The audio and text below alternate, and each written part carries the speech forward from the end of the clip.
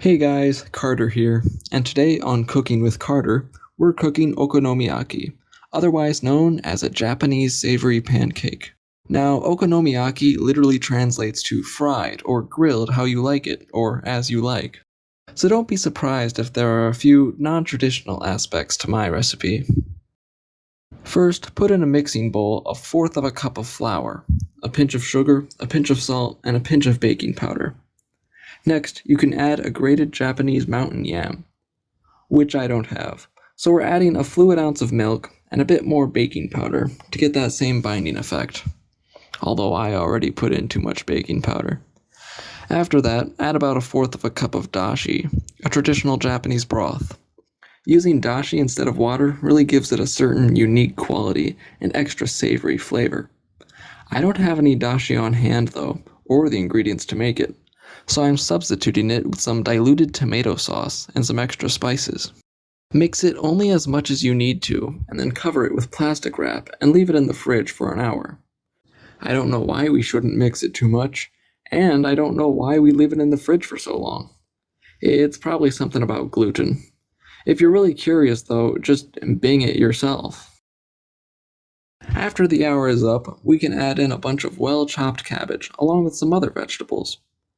Now, because I'm stupid and don't like vegetables, I've specifically gone out of my way not to have any on hand. So, I'm substituting it all with cheese, freshly grated mozzarella. And yes, it should have a lot of filling. The batter isn't really the main attraction, it's how you fill it. So feel free to be more creative than just cheese. Also, at this time, add a beaten egg and mix that in. With our batter complete, place a pan, or you could use a griddle, on medium heat and oil it. I'm using a small non-stick pan so I don't have to worry about sticking, and so it's a circle by default. When it gets up to heat, put the batter in the pan. At this point, it's common to top it with thin slices of pork belly, or alternatively, bacon. But today, I'm going to try some pepperoni on it. Cover the pan and let it cook for 5 minutes. Now flip it and cook it for another 5 minutes. I'm flipping it carefully by moving it to a plate and inverting it back onto the pan like so. After those 5 minutes, flip it again and cook it, now uncovered, for 2 minutes. During this time, add your okonomi sauce and any final toppings. I don't have any okonomi sauce, so we're using tomato sauce again.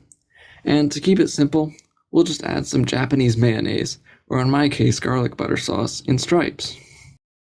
If you want to make yourself this same garlic sauce, my recipe is in the card in the corner, as well as linked in the description. Now trail a skewer, or in my case the back of a fork, across the sauce like so for a neat pattern. And just pretend that the garlic sauce wasn't too thick and cold. And now you know how to make an Italian savory pancake, Chicago style. And if you haven't figured it out yet, this is an April Fool's Day video. This is far from normal okonomiyaki, and I'm gonna be real, it's nothing special. I should have just made a normal pizza. But hey, it's still a bit of a novelty. So yeah, April Fools, and I'll see you again, never.